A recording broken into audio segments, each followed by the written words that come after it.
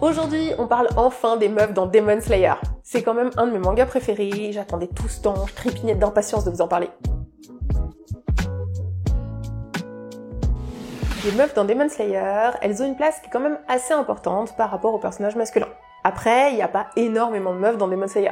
Demon Slayer, c'est évidemment un shonen, donc le lectorat de base qui est visé, c'est plutôt celui des jeunes garçons japonais. Même si cette définition, elle tend un petit peu à s'effacer pour plutôt désigner des mangas qui sont centrés sur l'action. Les personnages féminins dans Demon Slayer, ce que je vous disais, ils sont bien moins présents que les personnages masculins, mais juste en termes de nombre. Quand tu regardes les lunes supérieures, il y a que 2 lunes supérieures sur 12 féminines. Quand tu regardes les piliers, il y a 9 piliers, et il y a aussi que 2 femmes dans les piliers. Pour compenser cette représentation qui est minoritaire, mais qui est ok, les personnages féminins secondaires, même, ils ont un rôle important à jouer dans la narration. T'as Mayo par exemple, qui est la démone, qui fait des recherches sur le sang de Nezuko, sa spécificité, etc. C'est un personnage qui est quand même assez secondaire, mais qui est fondamental dans l'histoire. En fait, les personnages féminins, c'est des leviers qui permettent avec leur utilité de jouer un rôle dans la progression de l'action.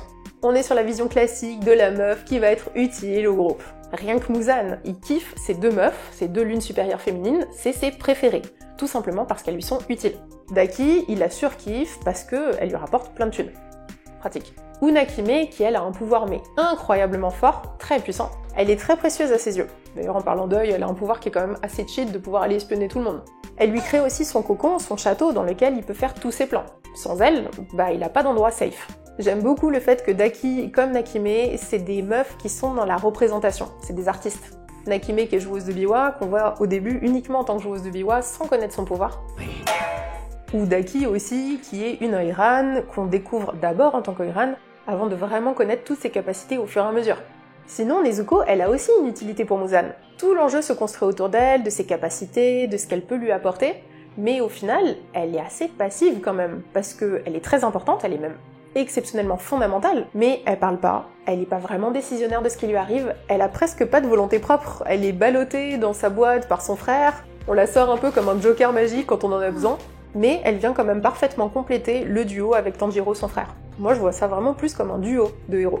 D'ailleurs dans les concept art de Goto Ugeko Yoharu, quand elle a construit Tanjiro et Nezuko, elle les a vraiment construits ensemble. C'était pas d'abord j'ai construit Tanjiro et je vais lui rajouter une sœur. C'était vraiment un duo. Il y a aussi les personnages féminins secondaires qui vont apparaître juste pour avoir une certaine influence à un certain moment donné. C'était vachement intéressant de voir que c'est la maman de Tanjiro et de Nezuko qui apparaît à Nezuko pour lui réveiller son pouvoir sanguinaire. C'est pas son père qui est apparu, c'est sa maman. Au passage, c'est quand même le moment pour moi dans Demon Slayer qui m'a collé le plus de frissons. Quand même le meilleur moment. Bon, sinon, pour en revenir aux meufs, je trouve que ça manque un peu d'anti-clichés. Il y a quand même beaucoup de personnages féminins qui sont des très très gros clichés. Mitsuri, c'est la meuf que je kiffe, mais typique, avec sa petite personnalité gnangnan, un peu naïve, un peu toute gentille, un peu très extravertie aussi. Et tout ça, malgré quand même sa force qui est exceptionnelle. Shinobu, elle, c'est l'inverse complet. C'est le cliché de la meuf introvertie, la Hinata qui est là, qui prend pas trop de place. Mais d'ailleurs, c'est intéressant de voir que Shinobu, c'est le pilier qui est le plus faible physiquement, et elle compense justement sa faiblesse physique avec ses poisons. Bon, ces clichés, c'est quand même pas des défauts, parce qu'ils nous permettent d'avoir des archétypes de personnages que nous, en tant que spectateurs, on comprend direct, et Mitsuri, comme Shinobu, elles ont des outils et des capacités qui sont ultra originales. Plus que la force pure, dans un shonen, les poisons, c'est subtil, c'est efficace, ça marche bien avec un personnage féminin. Ça me rappelle de ouf la légende des Jorogumo au Japon. Les Jorogumo, c'est des femmes araignées qui empoisonnent leurs victimes, qui veulent d'ailleurs les manger. Mais vous cernez l'idée. Pour Mitsuri, sa souplesse, elle est ultra valorisée. J'ai trop kiffé qu'ils la mettent en avant dans l'arc de l'entraînement des piliers. Comme une gymnaste, c'est un atout qui est ultra intéressant aussi. Et ça apporte de la représentation, avec des personnages qui ont des capacités qui sont tous différents. Mais d'ailleurs, il n'y a aucune meuf forgeron dans le village des forgerons. Alors oui, c'est un travail de mec, historiquement au Japon, c'était un travail réservé aux hommes. Mais t'inquiète, les meufs, elles bossent au quartier des plaisirs, elles bossent aussi. Au passage, j'ai trop kiffé que Tanjiro, Zenitsu, Inosuke, ils se soient travestis au quartier des plaisirs. Big up à Inosuke qui est beaucoup trop beau et qu'on avait besoin de révéler, bien évidemment, dans cet arc. Ce travestissement, c'est un joli clin d'œil au théâtre kabuki. Parce que pour le théâtre kabuki, pour jouer les rôles féminins, pendant très longtemps au Japon, les femmes n'avaient pas accès au métier d'actrice. Donc les hommes jouaient ces rôles féminins, ils se déguisaient, ils se travestissaient. Ça explique pourquoi il y a autant de personnages dans les mangas qui ont cet intérêt pour le travestissement, comme je pense direct à Bonne Clay, mais un de mes persos préférés de One Piece. On revient sur Demon Slayer avec le domaine des papillons. Ce domaine, il est géré par les piliers des fleurs ou de l'insecte. C'est une base de repli pour tous les piliers ou les pourfendeurs qui seraient blessés et qui sont tous rapatriés pour se faire soigner. Encore le cliché des meufs qui sont là pour soigner les mecs. Mais ça ajoute de la crédibilité historique à Demon Slayer, parce que les femmes, elles allaient pas se battre dans le Japon féodal. Elles restaient dans le village Elles pouvaient se battre dans le village, elles pouvaient le protéger. Mais évidemment, quand les soldats étaient rapatriés du front, c'est elles qui les soignaient. Et en plus, elles géraient les tâches administratives, les finances, la totale. Oh, sinon il y a aussi les kakushi, toute cette équipe de nettoyage qui aide et qui assiste les pourfendeurs et les piliers. Les pourfendeurs d'ailleurs, il y a que des mecs. Quand on voit l'arc de l'entraînement des piliers, tous les pourfendeurs qui s'entraînent, c'est que des mecs. D'ailleurs, c'est un peu bizarre de voir que des mecs dans l'arc de l'entraînement des piliers, parce qu'il y a bien des piliers féminins, donc faut bien qu'elles commencent quelque part. Par contre, les kakushi à côté, je trouve que c'est cool de voir des mecs et des meufs. Bref, les kakushi, ils savent pas se battre. Eux, ils sont là uniquement pour donner les premiers soins aux blessés, et ensuite, ils les rapatrient au domaine des papillons. Même s'il y a des meufs dans les kakushi, au final, on voit pas tellement la différence avec les mecs parce qu'ils sont tous fringués pareil, en plus ils ont des masques mais genre qui leur couvrent toute la moitié du visage. Mais en même temps, je trouve que ça c'est bien en fait que l'idée c'est pas la personne qui a derrière le masque, l'idée c'est juste le rôle qu'il endosse. Justement, tant qu'on parle des fringues, les meufs piliers, elles sont assez fringuées comme les mecs piliers.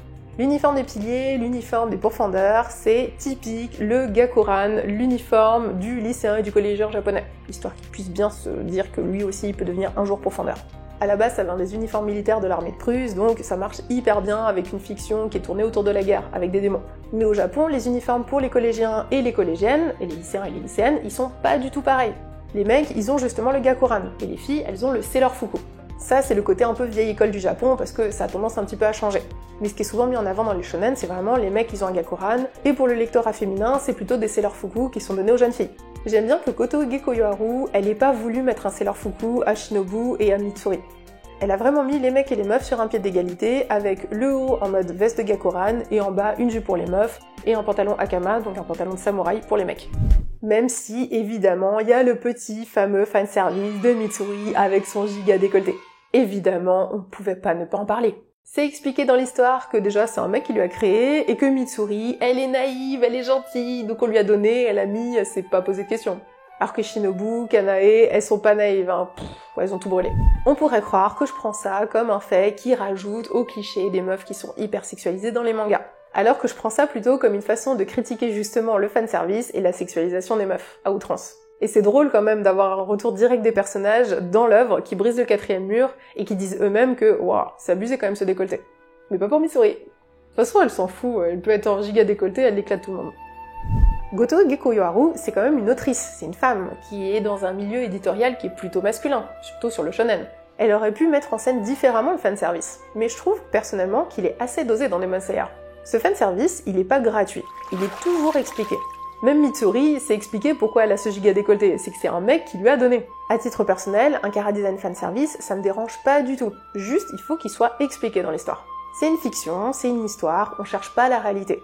Mais si le personnage, il s'ancre pas avec son chara-design, tu sens qu'il y a un décalage, et tu sens qu'il y a quelque chose qui prend pas. Daki par exemple, qui finit par se battre quand même en bikini, on la voit pas direct en bikini. Au début, on la découvre en tant qu'Iran, dans sa forme un petit peu cachée, sa forme d'espionne. Et puis, on comprend son histoire, on comprend sa fonction, on comprend comment elle est objetisée. Et même quand elle se bat, on se rend compte que cette absence de vêtements, elle est nécessaire à ses capacités. Elle est insensible à la décapitation, elle peut devenir ses hobbies qui font partie d'elle, elle porte vraiment sur elle tout son héritage d'Iran. Le fait qu'elle se mette à nu et qu'elle se dévoile comme ça, c'est ultra fort en symbolique. Nezuko aussi, quand on la voit grandir d'un coup, et on peut se dire « Waouh, bah dis donc, trop bien le fanservice sur Nezuko qui se change ». En vrai, quand tu pars du conte de base duquel est inspiré Nezuko, du conte de la princesse Kaguya, elle naît toute petite, une enfant, dans un bambou. Mais vraiment genre petite, hein, faut vraiment se dire que c'est une pousse de bambou. Et c'est pour ça qu'on la voit vraiment tout le temps jouer avec sa taille tout au long des premières saisons. Et ensuite, quand elle grandit et qu'elle devient femme, là même, elle mord, c'est hyper fort en symbolique aussi. Elle mord et elle détruit son bambou. Mais du coup, le passage d'une enfant à femme, bah ça s'accompagne de certains attributs. Et tant mieux si c'est joli, non? Oui, les meufs sont des bombasses, mais il y a aussi du fanservice sur les personnages masculins. Oui, oui. Rien que Inosuke, déjà de base, le mec, on a caché sa tête parce qu'on n'a pas besoin de la tête, on a tout le reste. Mais tu comprends, c'est une bête, c'est expliqué, il a pas besoin de vêtements, il a pas l'habitude d'en porter, ok? Laissons-le libre. Ou alors tout l'arc de l'entraînement des piliers, où il y a d'ailleurs que des mecs qui s'entraînent dans des cascades, ils se donnent à fond, ils s'entraînent complètement torse nu, ils transpirent, ils galèrent quoi. C'est pour ça qu'il y a aussi un énorme lectorat féminin. Et vraiment les femmes, elles sont contentées, on les voit les réactions. Sur notre short par exemple, sur Sanemi, les meufs elles étaient en mode oh, il est trop bien, miam miam miam. Mais si c'est les mecs qui disent ça, ils vont passer pour des pervers. Les meufs des fois, on se permet des trucs, c'est mignon, c'est très mignon.